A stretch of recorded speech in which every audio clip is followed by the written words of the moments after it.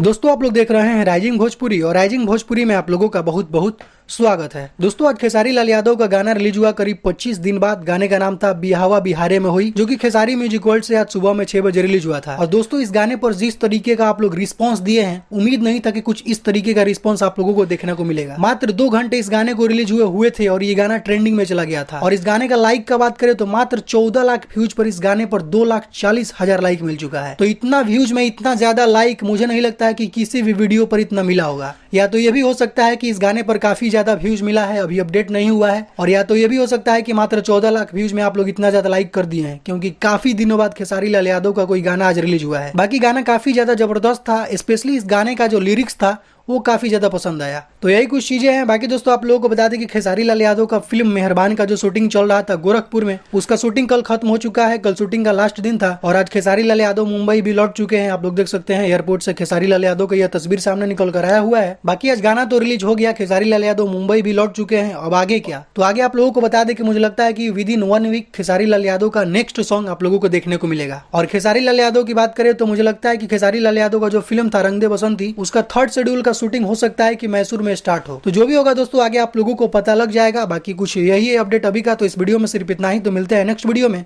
Thank you so much.